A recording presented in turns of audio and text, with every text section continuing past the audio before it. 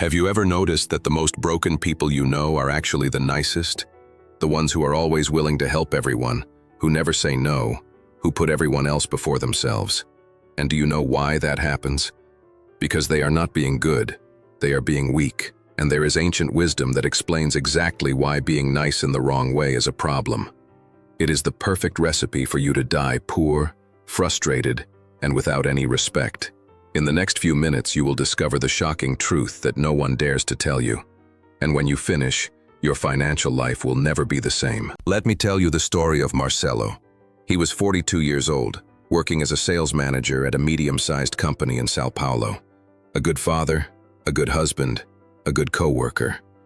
Everyone loved Marcelo because he never said no. The boss asked him to work overtime on weekends. Marcelo said yes. His sister-in-law asked for a loan. Marcelo lent her money. Colleagues asked him to cover their shifts. Marcelo covered. He was the official nice guy of the company, the family, and the building where he lived. But do you know what happened? At 42, he looked at his bank account and saw there was nothing. Worse than that, he had debts, maxed out credit cards, overdraft at the limit, and the worst debt of all, the one you don't see on the statement but that eats you up inside. Emotional debt. All that money he lent out, nobody paid back. All those overtime hours didn't lead to a promotion. All that effort to please everyone didn't bring recognition. Only exhaustion, frustration, and a terrible feeling that he was being used. Marcelo didn't realize that the problem wasn't other people. The problem was him. Because every time he said yes to someone, he was saying no to himself. Every time he put others' needs ahead of his own, he was affirming to the universe that he was worth nothing, that his time had no value, that his dreams didn't matter. And the universe responds exactly to what you affirm about yourself. Before you think I am defending selfishness, let me introduce you to a concept from Jewish wisdom, a people who for millennia have understood prosperity in a way that most do not. This concept is simple but revolutionary. You cannot give what you do not have. The rabbis of the Talmud taught something fundamental. Before helping anyone, you need to ensure your own livelihood. This is not selfishness. This is wisdom. Because how can you help someone if you are broke yourself? How can you inspire someone if you are lost yourself? The answer is simple. You can't. And when you try, you only perpetuate poverty. Jewish wisdom teaches a principle called tzedakah, most translated as charity, but the actual word means justice, and there is a huge difference. Charity is when you give out of pity, obligation, or guilt. Justice is when you give because you overflowed, because you've built so much for yourself that now you have plenty to share. Orthodox Jews have a clear rule.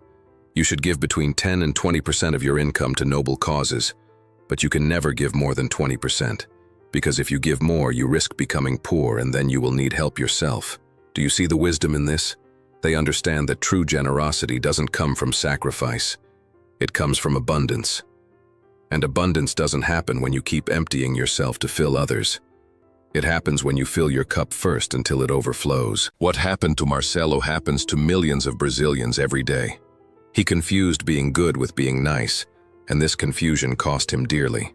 Being good is having character, having values, helping when you can, being generous when you have. Being nice is being afraid to disappoint, needing others' approval, saying yes when you should say no, nullifying yourself to exist for others. The nice person doesn't help because they want to. They help because they need to. They need to be liked, need to feel necessary, need to prove they have value. And this need, this deep craving for approval, is what destroys their financial life. Because they don't invest in themselves, don't defend their time, don't charge what they're worth, don't say no when they should, and in the end they become poor, not only in money but in energy, time, self-esteem, and life. Modern psychology calls this a people pleaser, a person who lives to please, and studies show something frightening. These people have more anxiety, more depression, more burnout, more debt, because they live beyond their own limits.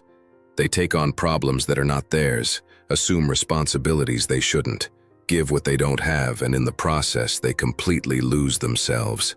This stems from childhood. Most of the good kids were children who only received love when they obeyed, when they behaved, when they didn't bother. They learned early on that to be loved they needed to nullify themselves. that to belong they had to give up who they are. This pattern continues into adulthood, destroying relationships, careers, finances, and health. If you identified with Marcelo, if you realize that you are a do-gooder, you need to understand, no one is going to save you. It's no use waiting for people to notice that you are sacrificing yourself. It's no use expecting recognition. It's no use waiting for someone to say, "Stop doing this for me, take care of yourself." Because the people around you are already used to you being their doormat, and they will keep stepping on you as long as you let them. Change has to come from you, and it begins with a simple but powerful word. No. No, I can't lend money right now. No, I can't do overtime this weekend. No, I can't take on this responsibility anymore. It's not a complete word. You don't need to explain, justify, or apologize. The good guy is afraid to say no because he thinks that if he says no, people will stop liking him. He thinks he will be rejected, abandoned, excluded. And do you know what happens when he finally learns to say no? He discovers that the right people respect him and the wrong people stay away. And that's not a loss. It's a liberation. Jews talk about the concept of gavul, which means limit, boundary. You need to have clear boundaries about what you accept and what you don't, about what is yours and what isn't, about where you start and where others end. Without boundaries, you become an invaded territory. Everyone walks all over you and you end up bleeding inside, complaining that no one values you. But how can someone value you if you don't value yourself? Marcelo used to lend money to his sister-in-law every time she asked. He never got it back, but he kept lending because he was afraid of judgment, afraid of seeming selfish, afraid of disappointing the family. But do you know what was happening? He was teaching his sister-in-law that she didn't need to be responsible, that there would always be someone to solve her problems. And he was teaching himself that his money was worth nothing, that his effort didn't matter, that he was just a human bank available whenever someone needed him. Until one day, after years like that, Marcelo exploded. He said no, and his sister-in-law was offended. The family was shocked. They called him selfish, said he had changed. And he really did change. Changed for the better, because he realized that people weren't upset because he said no. They were upset because the source dried up. They didn't care about him.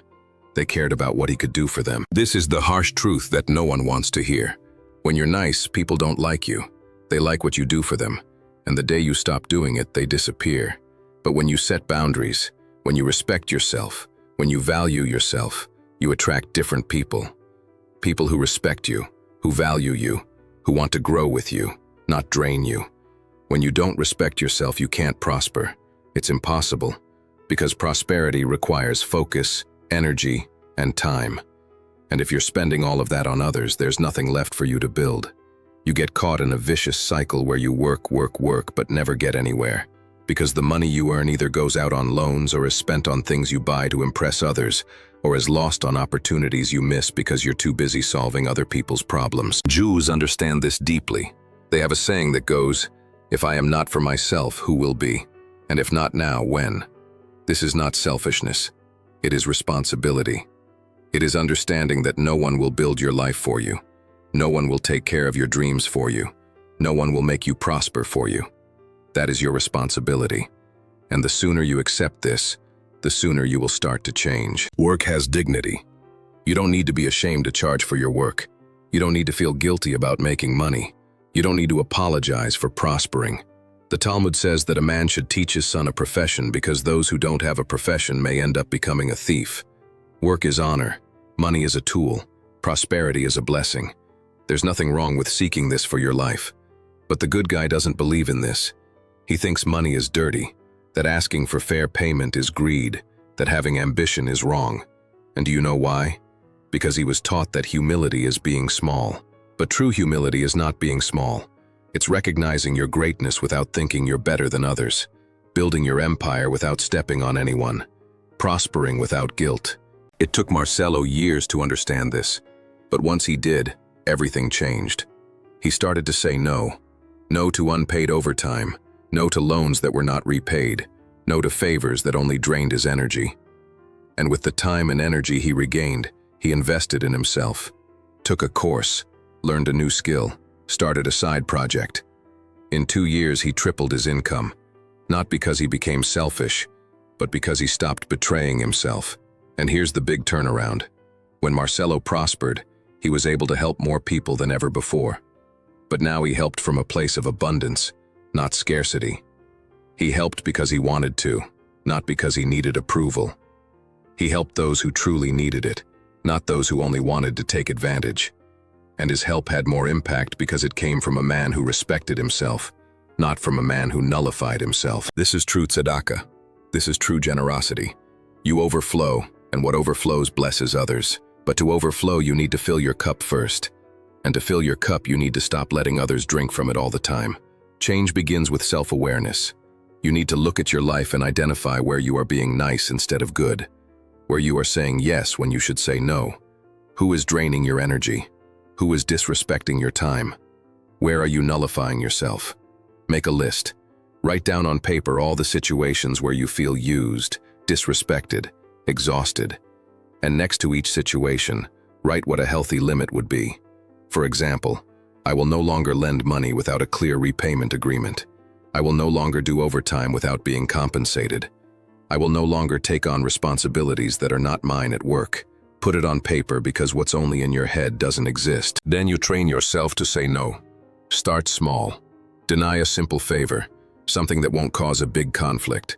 Notice that the world doesn't end, that people don't abandon you, that you don't die, and gradually you gain the courage to say no to bigger things, until saying no becomes natural, until you don't even have to think twice. You need to reframe your understanding of money.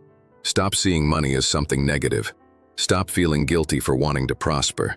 Stop thinking you need to be poor to be spiritual, humble, or kind. That is a lie. Poverty does not make you better. It only makes you limited. Money is a tool, and the more you have, the more you can do for good, for your family, for your community, for yourself. Jews are not ashamed to talk about money. They teach children from an early age about finances, investing, entrepreneurship, because they understand that prosperity does not happen by chance. It is the result of knowledge, discipline, strategy, and self-respect. Always self-respect. Your financial life is a direct reflection of how much you value yourself. If you think you don't deserve more, you won't get it. If you think your time is worth nothing, no one will pay for it. If you think your work isn't good enough, you'll accept any crumbs they offer. Your belief about yourself always determines your financial ceiling. So if you want to change your financial situation, you need to change the way you see yourself. You need to start treating yourself as someone valuable, someone who deserves prosperity, someone whose time is precious, someone whose effort should be rewarded. And when you start treating yourself this way, the world will start treating you the same. This isn't arrogance, it's awareness of your own worth. Let me tell you another story. A story about a woman named Anna. She was 53 years old, a hairdresser, working in a popular salon, earning little, but loved by everyone because she charged cheap. She never raised her prices, even with inflation eating away at her small earnings, because she was afraid of losing her clients. She was afraid people would think she was expensive, afraid she wasn't good enough to charge more.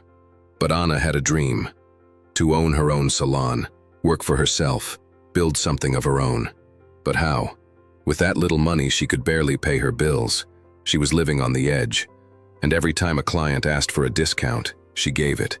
Every time someone owed her money, she let it go. Because she couldn't say no. She was afraid of being seen as mean. Until one day, in a conversation with an older client, Anna opened up, and the client, who was a businesswoman, said something that changed her life. "Anna, you're not being good, you're being foolish. You have an incredible talent. You transform the self-esteem of women who sit in your chair, and you charge as if what you do is worthless. You're teaching people to devalue you. And as long as you keep doing that, you'll never get out of this place." That hit Anna right on the mark.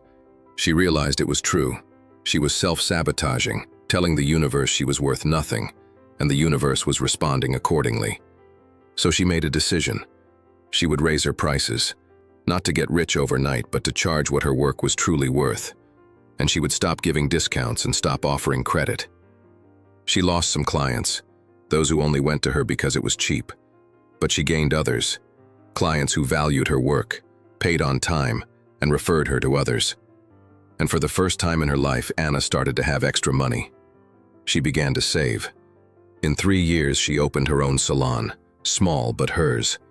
Today, she employs 4 people and earns 5 times more than she did when working for the owner. Anna's story is the story of millions of Brazilians who are trapped in the nice guy trap. They have talent, they have potential, but they don't charge what they're worth because they don't believe they are worth it. And this lack of belief keeps them in poverty forever. The market doesn't pay for what you need. The market pays for the value you deliver. And if you don't recognize the value you deliver, no one else will recognize it. You need to be the first to believe in yourself, the first to value yourself, the first to set boundaries. Because until you do that, you'll keep selling yourself short. And those who sell themselves short never prosper. Setting boundaries doesn't mean becoming a cold, insensitive, selfish person. It means becoming a healthy person. Someone who knows how to separate what is theirs from what belongs to others. Someone who helps when they can, but not when it harms them. A person who is generous from abundance, not from sacrifice. Jewish wisdom has a beautiful concept about this. Chesed, which means loving kindness. But true chesed is not giving until you are drained. It's giving in a way that benefits both parties. It's an exchange, a flow. It's not you nullifying yourself for the other, but you contributing to the other's growth without destroying yourself in the process. Jews teach that the highest way to help someone is not to give money, but to give opportunity, to teach how to fish, not just to give the fish. It is to create conditions for the person to achieve their own independence. Because when you only give, you create dependence. Independence liberates. Dependence traps both parties. How many times have you seen that family member who everyone helps but who never moves forward because they are used to receiving? They don't need to grow because there is always someone to rescue them. And the people who help become trapped in this endless cycle, increasingly exhausted, more frustrated, but unable to stop because they fear being seen as selfish. Sometimes, saying no is the most loving act you can do. Because when you say no, you force the other person to find their own strength. You push them to grow. You make them responsible. And in the long run, that is much more valuable than any borrowed money. The nice guy doesn't understand this. He thinks love is always saying yes, that caring means solving all of the other's problems, that being good means never disappointing. But that is not love. It's codependency. And codependency destroys both the giver and the receiver. True love has limits. True love knows when to stop. True love does not sacrifice itself to the point of self-destruction. Because if you destroy yourself, you can't love anyone. You become just an empty, exhausted, resentful body, complaining that no one values you. But how can anyone value you if you are the first to not value yourself? When you set boundaries, you regain time. And time is the most valuable asset there is. You can make money back, but you cannot recover time. And when you have time, you can invest in yourself. Study, create, undertake, build. But the nice guy doesn't have time. He's always busy solving others' lives. So he never grows, remains stagnant, and financial stagnation is a direct consequence of personal stagnation. You don't grow financially if you don't grow personally. It's impossible. The Jews have a phrase that sums all this up perfectly. Im einani li mi li? If I am not for myself, who will be for me? This question should be stuck in your mind because the answer is no one. No one will build your life for you. No one will make you prosper. No one will save you. You need to save yourself.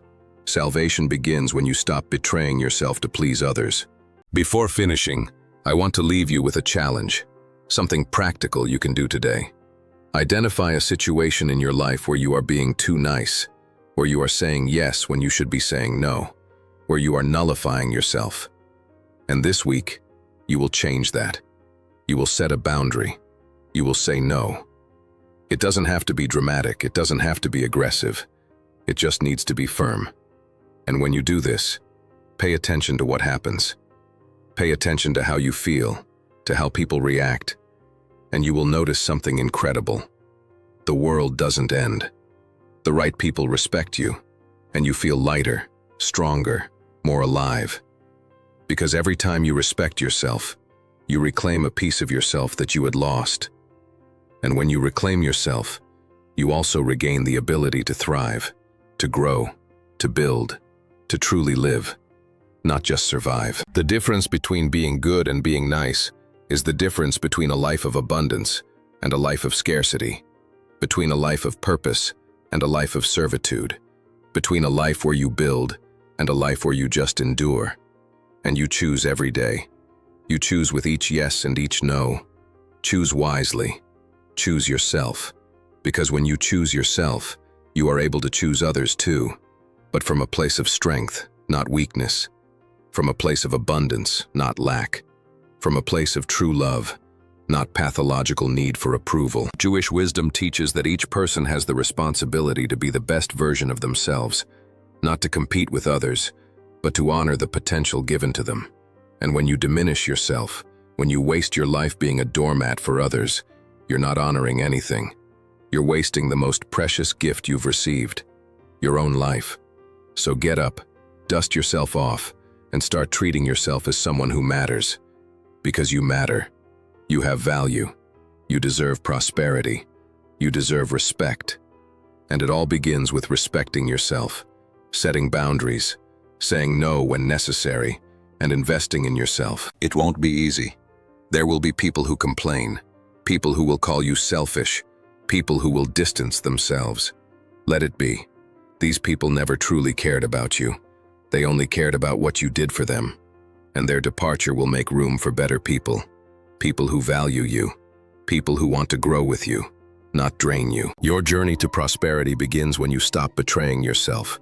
When you stop being nice and start being truly good. Good for yourself, good for others. But always in that order. Because you cannot give what you do not have. You cannot overflow if you are empty. You cannot bless if you are broken. Fill your cup, build your abundance, prosper without guilt. And when you overflow, then truly let it flow to others.